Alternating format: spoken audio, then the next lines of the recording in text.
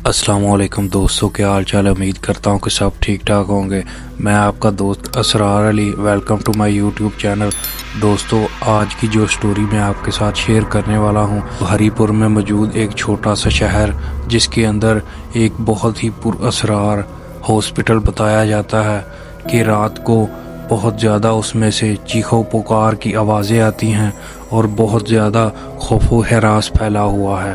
तो चलते हैं गाइज़ इसी के साथ आज की स्टोरी की तरफ। रात की तारीकी थी, बारिश की हल्की बूंदें ज़मीन पर टपक रही थीं और हल्की हवा में दरख्तों की सरसराहट खौफ का एहसास दे रही थी।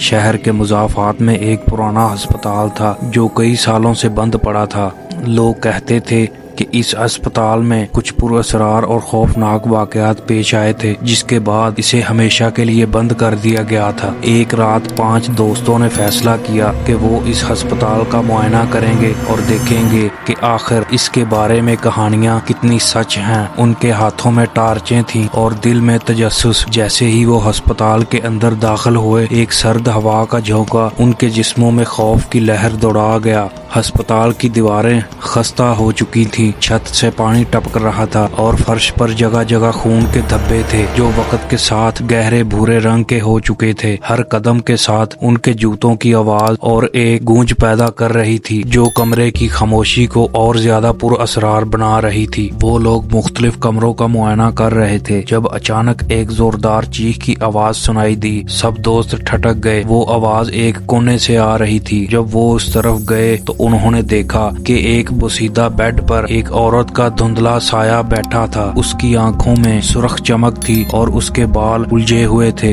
ये क्या है? एक दोस्त ने कांपती हुई आवाज में कहा। औरत ने धीरे धीरे अपना सर उठाया और उनकी तरफ देखा। उसकी आंखें ऐसी थीं जैसे वो अंदर तक झांक रही हों। अचानक वो चीख मारकर उठ खड़ी हुई और उनकी तरफ दौड़ने लगी। सब दोस्त भाग खड़े हुए, लेकिन जैसे ही वो दरवाजे के करीब पहुंचे, दरवाजा खुद ब खुद बंद हो गया। पूरी रात वो अस्पताल के अंदर फंसे रहे, मुख्तलिफ कमरों में छुपने की कोशिश करते रहे, लेकिन वो औरत हर जगह उनका ताकुब करती रही। सुबह होते ही वो किसी न किसी तरह खिड़की तोड़कर बाहर निकलने में कामयाब हो गए, लेकिन जब वो बाहर निकले तो उन्होंने देखा कि अस्पताल के बाहर उनके नामों की कब्रें मौजूद थीं, जिन पर उनकी मौत की तारीख आज की थी। उनमें से कोई भी नहीं बच सका। कहा जाता है कि वो 5 दोस्त आज भी उस अस्पताल में भटकते हैं, उन रूहों के साथ जो वहाँ कभी अपनी जान गंवा बैठी थी। अगर आप अस्पताल के करीब जाएं तो आपको उनकी चीखें सुनाई दे सकती हैं। तो दोस्तों, कैसी लगी आज की स्टोरी? कमेंट करके लाजमी बताइएगा।